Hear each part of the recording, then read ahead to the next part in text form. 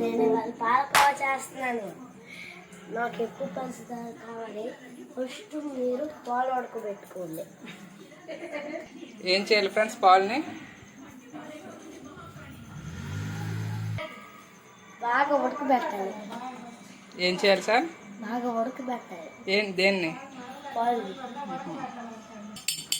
అది ఫ్రెండ్స్ మా మాందికి చెప్పాడు, పాలని బాగా ఉడకబెట్టాలి, మరగబెట్టాలి. గంట ఫ్రెండ్స్ గంట మరగబెట్టాలి పాలు.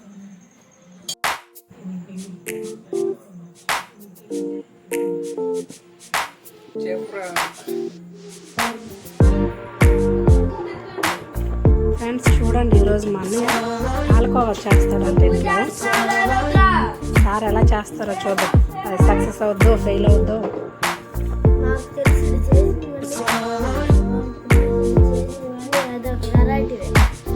మొత్తం దుబాయ్గా చేస్తాం. కలకల ఆడితే స్వీట్ లాగా ఉన్నదనుకో.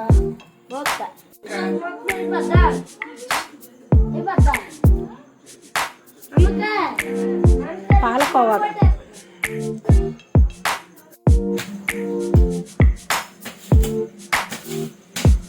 మరిగిపోతున్నాయి ఫ్రెండ్స్, పొంగిపోతున్నాయి. ఇప్పుడు ఇందులో షుగర్ యాడ్ చేస్తాను. ఇప్పుడు ఈ మరిగిన పాలల్లో ఎరిగిన పాలల్లో ఒక నిమ్మకాయ, హాఫ్ నిమ్మకాయ యాడ్ చేస్తాను. పాలల్లో నిమ్మకాయ యాడ్ చేస్తే అవి పాలు ఇరిగిపోతాయి. నిమ్మకాయ పిండుతో కలుపుకోవాలి. అప్పుడు అది బాగా మిక్స్ అవుతుంది. పాలు మంచిగా ఎరిగి పాలు ఫుల్ టేస్ట్ వస్తుంది.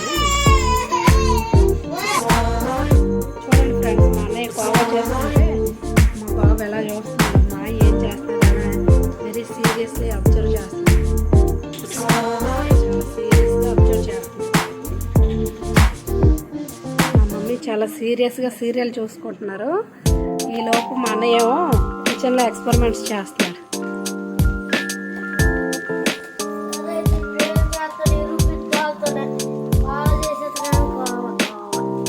ఏం చేస్తున్నారు? ఎవరు చేస్తున్నారు? అది హిట్ అవుద్దా? హిట్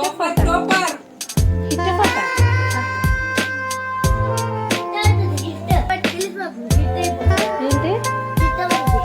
ఎలా చెప్పినా? మంచి స్మెల్ వస్తుందా?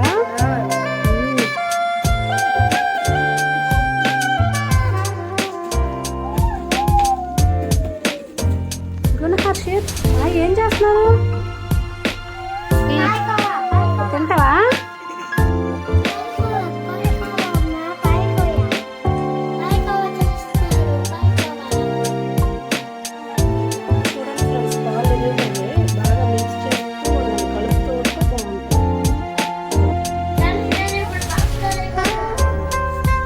కలుపుతూ షుగర్ యాడ్ చేసుకోండి.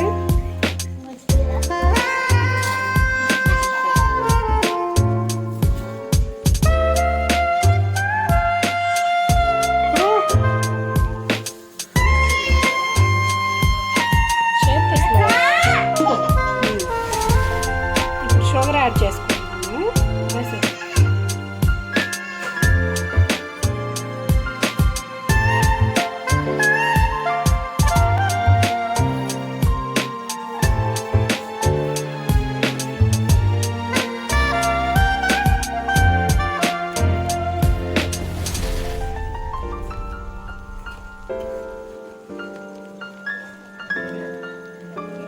ఇదిలా మరుగుతుంది కదా, మొత్తం బాటం అయిపోయి లాస్ట్ పౌడర్ కూడా తయారవుతుంది.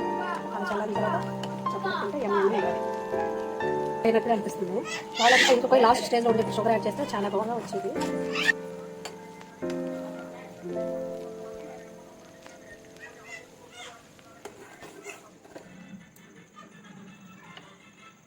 చూడండి ఫ్రెండ్స్, మా అన్నయ్య పాలకోవా తయారు చేశారు కదా, లాస్ట్ ఫినిషింగ్ టచ్ ఇలా వచ్చింది.